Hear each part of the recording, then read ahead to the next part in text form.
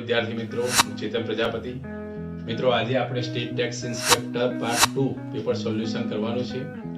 ગયા વિડીયોમાં આપણે સ્ટેટ ટેક્સ ઇન્સ્પેક્ટર એટલે કે STI પેપર સોલ્યુશનના ભાગરૂપે પાર્ટ 1 મૂકેલો છે, જેમાં મેથ્સ અને રીઝનિંગના કેટલાક પ્રશ્નો મૂકેલા છે.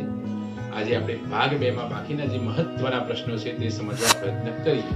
તો ચાલો શરૂ કરીએ. મિત્રો, અહીં જે પ્રશ્ન આપેલો છે તે કામ અને સમયનો છે. અહીં બે વ્યક્તિઓ છે, P અને Q, જે અનુક્રમે 20 દિવસ અને 25 દિવસમાં કામ પૂરું કરે છે. બંને કામ એક સાથે શરૂ કરે છે, પરંતુ થોડા દિવસ બાદ P કામ છોડીને ચાલ્યો જાય છે. બાકીનું કામ Q 10 દિવસમાં પૂરું કરે છે. તો P એ કેટલા દિવસ પછી કામ છોડ્યું હશે? તો મિત્રો, અહીં જે આપણે કામનો જ્યારે આ પ્રકારનો પ્રશ્ન આવે ત્યારે આપણે ટોટલ કામ ધારી લેવાનું છે. અહીં જે P છે તે P એ 20 દિવસમાં કામ પૂરું કરે છે, ત્યારે Q જે છે એ 25 દિવસમાં કામ પૂરું કરે છે. હવે આપણે ધારણા બાંધી લઈએ, ધારો કે બંને સાથે મળીને કામ કરે છે. હવે કામ કેટલા કામ એ ધારી લઈએ. ધારો કે બંને સાથે મળીને 100 કામ કરે છે. હવે P જો 20 દિવસમાં એક કામ પૂરું કરતો હોય મિત્રો, તો એક દિવસમાં તે કેટલા કામ કરી શકે? 100 ભાગ્યા 20. કે કામનો દર એટલે કરેલું કામ ભાગ્યા તે માટે લાગતો સમય, એટલે 100 ભાગ્યા 20, એટલે 5 કામ તે કરી શકે પર ડે. નો કે P જે છે તે 5 કામ પ્રતિ દિવસ કરી શકે. તે જ પ્રમાણે જે Q છે તે કરેલું કામ ભાગ્યા તે માટે લાગતો સમય, એટલે 100 કામ 25 દિવસમાં કરે છે, માટે એક કામ 25 ચોક 100 4 દિવસમાં પૂરું કરે છે, માટે 4 કામ પ્રતિ દિવસ કરે છે. આપણે 100 એક ધારણા બાંધેલી છે. તો બંને જો સાથે મળી જાય, હમ સાથ સાથ હે, તો બંને સાથે મળીને એક દિવસમાં કેટલા કામ થાય? 5 અને 4 એટલે 9 કામ પ્રતિ દિવસ થાય. આનો કે એક દિવસમાં તે 9 કામ સાથે મળીને કરે છે. હવે પ્રશ્ન તરફ આપણે નજર કરીએ કે પ્રશ્નમાં કીધેલું છે P કામ છોડીને ચાલ્યો જાય છે. શરૂઆતમાં સાથે હળી મળીને કામ કરે છે, પછી P ચાલ્યો જાય છે. તો જે Q છે તે Q એ બાકીનું કામ જે છે, કેટલું બાકીનું કામ એ શોધીએ આપણે?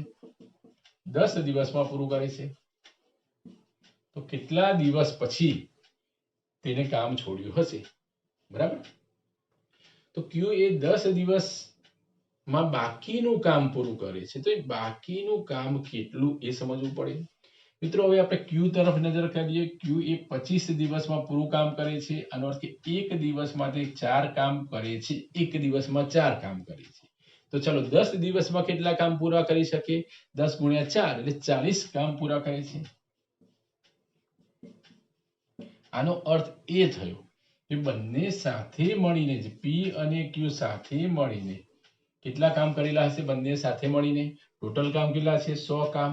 એમાં Q એ 10 દિવસમાં બાકીનું કામ 40 કામ પૂરા કરે છે.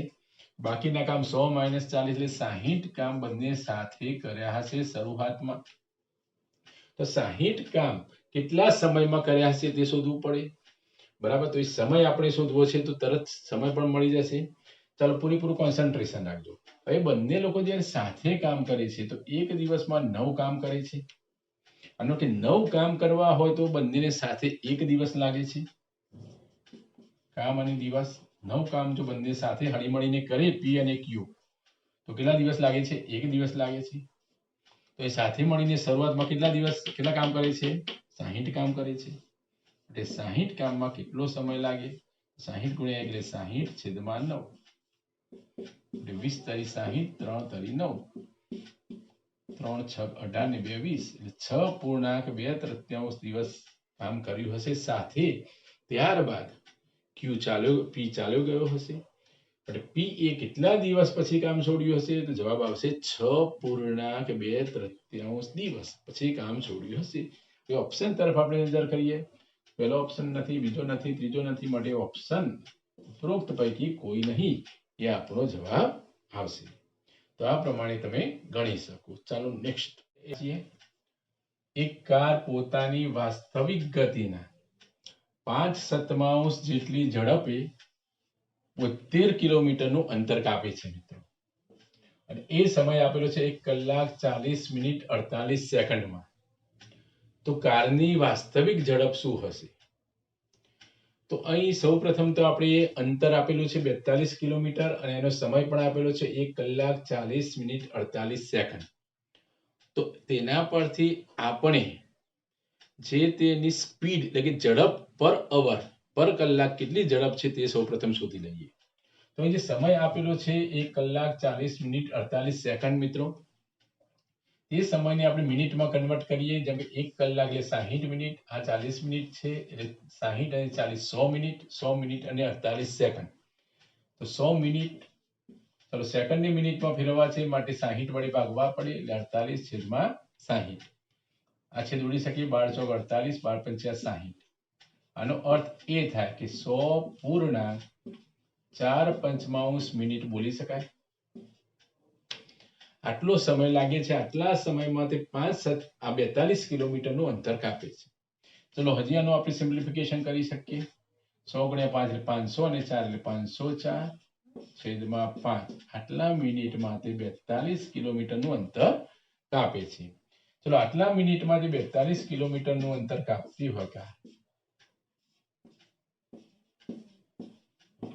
તો 60 મિનિટમાં એની સ્પીડ શોધી શકાય.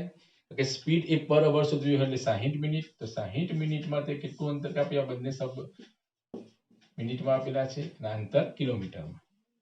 તો આ બંનેનું આપણે મલ્ટિપ્લિકેશન કરી શકીએ. માટે સિમ્પ્લિફિકેશન થશે 60 × 42 છેદમાં આ રકમ આવશે એટલે બદલાઈ જશે એટલે 5 ઉપર જશે અને 504 નીચે જશે. ચલો આ પ્રમાણેની રચના મળી ગઈ આપણને. હવે આનું આપણે સિમ્પ્લિફિકેશન કરીશું. અને ચલો 42 વડે લગભગ ભાગ ચાલી શકે જોઈએ આપણે. 42 × 2 42 × 42 8 વધ્યા એટલે 84 થયા મિત્રો. 42 × 2 એટલે 84 થઈ શકે ને? જુઓ બરાબર. 42 × 1 એટલે 42 50 માંથી 42 એટલે 8 8 સાથે 4 લેવાના 84 બરાબર. 42 × 2 એટલે 84. તો 12 આવે છે. 12 × 5 એટલે 60 5 × 5 એટલે 25. આનો અર્થ કે જે કાર છે તેની સ્પીડ છે 25 કિલોમીટર પ્રતિ કલાક. હવે આ જે ઝડપ છે તે વાસ્તવિક ગતિના 5/7 એટલે છે. માટે વાસ્તવિક ગતિ આપણે શોધવી છે. એટલે વાસ્તવિક ગતિ કેટલી થઈ શકે? વાસ્તવિક જે ગતિ છે એના 5/7 જેટલી આ સ્પીડ છે 25 કિલોમીટર પ્રતિ કલાક. વાસ્તવિક ગતિ છે એટલે આ રકમ ઉલટાઈ જાય જમણી તરફ જાય એટલે 7/5 થઈ જશે. એટલે વાસ્તવિક ગતિ 25 × 7/5. પરીક્ષામાં ડાયરેક્ટ આ જવાબ ઉપરથી આ સ્ટેપ જ કરવાનું છે. આ તો સમજૂતી માટે આપણે લખેલું છે. 5 × 5 એટલે 25 7/5 35 કિલોમીટર પ્રતિ કલાક. 35 કિલોમીટર પ્રતિ કલાક આપણો જવાબ આવી શકે. જે અહીં છે ઓપ્શન એ 35 કિલોમીટર પ્રતિ કલાક. એટલે આ પ્રકારના પ્રશ્નો પ્રેક્ટિસ થયા પછી ખૂબ જ ઝડપથી તમે કરી શકો. અમુક કેલ્ક્યુલેશન તમારે મૌખિક કરવું પડે. ચાલો નેક્સ્ટ પ્રશ્ન લઈએ. પ્રશ્ન 3 કેલેન્ડરનો પ્રશ્ન છે. કોઈ લીપ વર્ષ સોમવારે શરૂ થતું હોય તો તેના છેલ્લા દિવસે કયો વાર હશે? તો કોઈ કેલ્ક્યુલેશન કરવાની જરૂર નથી મિત્રો. જ્યારે પ્રથમ દિવસ અને છેલ્લો દિવસની વાત આવે તો લીપ વર્ષ હોય તો એક દિવસ પ્લસ કરવાનો છે. હંમેશા એક વસ્તુ યાદ રાખવાની કે સામાન્ય વર્ષ માટે વર્ષનો પ્રથમ દિવસ અને અંતિમ દિવસ સમાન હોય. જો લીપ વર્ષ હોય તો એક દિવસ પ્લસ કરવાનો છે. એટલે લીપ વર્ષ સોમવારે શરૂ થાય છે એક દિવસ પ્લસ કરી દઈએ આપણે એટલે મંગળવાર. એટલે વર્ષનો છેલ્લો દિવસ મંગળવાર હશે. માટે આપણો જવાબ આવશે ઓપ્શન બી. તરત જવાબ. ચાલો તેના પછીનો પ્રશ્ન ભૂમિતિનો પ્રશ્ન છે કે 12 સેન્ટીમીટર વ્યાસનો એક ધાતુનો નક્કર દડો છે. તે દડાને પીગાળીને તેટલા જ વ્યાસનો, અહીં વ્યાસ સમાન જ છે, તેટલા જ વ્યાસનો નળાકાર બનાવવાનો છે. તો તે નળાકારની ઊંચાઈ કેટલી હશે? તો અહીં તમને ફોર્મ્યુલાનો કોન્સેપ્ટ ક્લિયર હોવો જોઈએ. દડાને ઓગાળીને, દડાનો આકાર ગોળો છે બરાબર, ગોલક કહી શકાય, તેને ઓગાળીને નળાકાર બનાવવાનો છે. માટે બંનેનું ઘનફળ સમાન થાય. ગોળાનું ઘનફળ બરાબર નળાકારનું ઘનફળ. તો ગોળાના ઘનફળની ફોર્મ્યુલા છે 4/3 πr3. નળાકારના ઘનફળની ફોર્મ્યુલા છે πr²h. અહીં આર સમાન જ છે, લખેલું છે સ્પષ્ટપણે કે જે દડો છે તેનો વ્યાસ એ નળાકારના વ્યાસ જેટલો જ છે. તો નળાકારની ઊંચાઈ કેટલી થશે? ચાલો બંને બાજુથી પાઈ પાઈ કેન્સલ થઈ ગયા. અહીં મિત્રો આર ક્યુબ છે ને અહીં આર સ્ક્વેર, એટલે આર સ્ક્વેર તો અહીં જતા રહ્યા આર સ્ક્વેર, એટલે અહીં આર જ વધશે. હવે આપણે કિંમતો મૂકવાની છે 4/3 m ના m. ચલો બીજી શું વસ્તુ આપેલી છે? 12 સેન્ટીમીટર વ્યાસ છે. વ્યાસ 12 સેન્ટીમીટર માટે ત્રિજ્યા કેટલી થાય? 6 સેન્ટીમીટર થાય, માટે અહીં 6 લખી દીધા. આ બાજુ h વધે છે, 3 દુ 6, એટલે h ની વેલ્યુ હવે 4 ગુણ્યા 2 એટલે 8, એટલે 8 આપણો આન્સર આવશે. 8 સેન્ટીમીટર જે છે તે નળાકારની ઊંચાઈ હશે, માટે ઓપ્શન બી જવાબ. ચાલો આના પછીનો પ્રશ્ન. પ્રશ્ન 5 એ સંભાવનાનો પ્રશ્ન છે મિત્રો, પ્રોબેબિલિટી. પ્રશ્ન તરફ નજર કરીએ કે 3 નિષ્પક્ષ સિક્કાઓ, 3 સિક્કાઓ છે તે એક સાથે ઉછાળવામાં આવે છે તો ઓછામાં ઓછા 2 કાંટા એટલે કે ટેલ્સ મળે તેની સંભાવના કેટલી? સિક્કાની બે બાજુ હોય છે, હેડ એન્ડ ટેલ, છાપ અને કાંટો. તો 2 કાંટા મળે, ઓછામાં ઓછા 2 કાંટા મળે તેની સંભાવના કેટલી? મિત્રો અહીં સિક્કાઓ 3 છે, માટે કુલ સંભાવના, કુલ પરિણામ જે મળે તે સૌપ્રથમ સમજી લઈએ આપણે. ધારો કે સિક્કાની 3 સિક્કાઓ છે, માટે ત્રણેયમાં h પણ આવી શકે, માટે h h h, ત્રણેય વખત છાપ આવી શકે, અથવા 2 વખત છાપ અને કાંટો આવી શકે, તેની પરિસ્થિતિ પણ થઈ શકે. HHT અથવા HTH અથવા THH આ પ્રમાણે પણ બની શકે, અથવા ત્રણેય વખત કાંટો પણ આવી શકે, અથવા 2 વખત કાંટો અને પછી છાપ, અથવા કાંટો છાપ કાંટો આવી શકે, અથવા છાપ અને 2 વખત કાંટો. એટલે આ જે થઈ તે 8 પરિણામ કુલ મળી શકે. ચલો આ 8 પરિણામમાંથી જે સંભાવના છે, માટે છેદમાં 8 પરિણામ લખવાના છે. કુલ ટોટલ 8 પરિણામ. સંભાવનાનું સૂત્ર છે છેદમાં ટોટલ પરિણામ ઉપર જે સંભવિત પરિણામ છે તે. તો પ્રશ્નમાં છે ઓછામાં ઓછા 2 કાંટા. ચલો આ શબ્દ સમજવો બહુ જરૂરી છે. ઓછામાં ઓછા 2 કાંટાનો અર્થ થાય મિત્રો કે 2 કાંટા અથવા 2 થી વધુ કાંટા. ઓછામાં ઓછા 2 કાંટા એટલે 2 કાંટા અથવા 2 થી વધુ કાંટા. તો ચલો આમાં આપણે નિરીક્ષણ કરીએ. 3 કાંટા છે તો આવી શકે, અહીં 2 કાંટા છે આ પરિણામ પણ આવી શકે, આમાં પણ 2 કાંટા એટલે કે 2 ટી છે એ પણ આવી શકે, અને આમાં પણ 2 કાંટા 2 ટી છે માટે એ પણ આવી શકે. કાંટા એટલે કે ટી, બરાબર. ચલો અહીં એક પણ કાંટો નથી માટે ના આવે, અહીં એક જ કાંટો છે, અહીં પણ એક જ કાંટો એટલે કે ટી છે ના આવી શકે, અહીં પણ એક જ ટી છે માટે ના આવી શકે. ઓછામાં ઓછા 2 કાંટા એટલે 2 કાંટા અથવા 2 થી વધુ કાંટા. માટે કેટલા પરિણામ મળે છે? 4 પરિણામ મળે સંભવિત. એટલે 4/8, 4 દુ 8, માટે 1/2 આપણો આન્સર આવી શકે. 50% સંભાવના કહી શકાય, માટે ઓપ્શન બી આપણો જવાબ થશે મિત્રો. ચલો એના પછીનો નેક્સ્ટ પ્રશ્ન. 12 પરીક્ષકો રોજના 16 કલાક કામ કરીને 18 દિવસમાં 24,000 ઉત્તર વહીનીઓ તપાસે છે તો 24 પરીક્ષકો રોજના 6 કલાક કામ કરીને 36 દિવસમાં કેટલી ઉત્તર વહીની ચકાસણી કરી શકે? કામ અને દરનો છે મિત્રો, એક ફોર્મ્યુલા પણ છે. હંમેશા એક વસ્તુ યાદ રાખવાની, જે માણસો છે એને આપણે એમ કહીએ છીએ, કલાકને h કહીએ છીએ, અને દિવસને d કહીએ છીએ, અને જે કામ છે એને w કહીએ છીએ. આટલી વસ્તુ અહીં આપેલી છે. તો એક ફોર્મ્યુલા છે, તે વસ્તુ તમારે ખાસ યાદ રાખવાની છે. m1 d1 h1 છેદમાં w1 હંમેશા. એટલે 12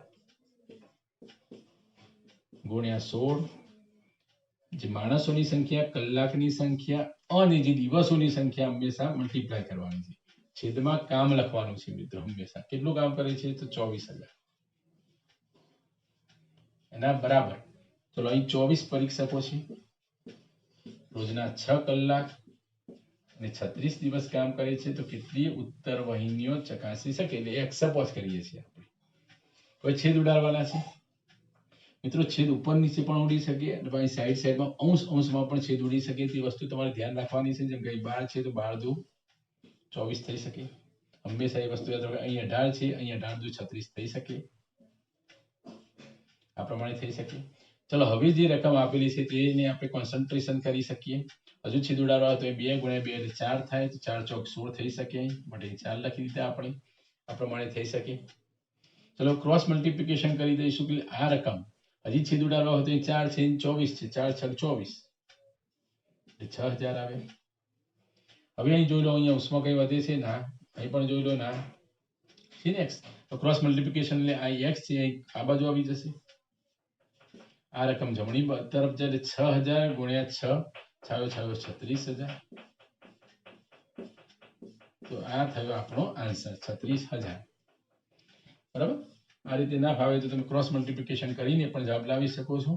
બરાબર, પણ મૂળ મેથડ આ છે. તો મિત્રો આ પ્રશ્ન પણ ખૂબ જ મહત્વનો હતો. તો આજે આપણે કેટલાક સ્ટેટ ટેક્સ ઇન્સ્પેક્ટરના મહત્વના પ્રશ્નોની ચર્ચા કરી, જે આવનારી પરીક્ષામાં 2021માં તમને ખૂબ જ મદદરૂપ થઈ શકે તે હેતુથી આ પ્રશ્નો આપણે મૂકેલા છે. મિત્રો, આ પ્રકારના પ્રશ્નો મોટાભાગની પરીક્ષાઓમાં પૂછાય છે જીપીએસસી દ્વારા. તો આ પ્રશ્નો ખાસ તમારે સમજવાની, આ પ્રકારના બીજા પ્રશ્નો પણ પ્રેક્ટિસ કરવી. તો મિત્રો, આજે આપણે આટલે સુધી જોઈએ છીએ. નેક્સ્ટ ટાઈમ આપણે નવા પ્રશ્નો સાથે, નવા પેપરો સાથે મળતા રહીશું. Have a good day.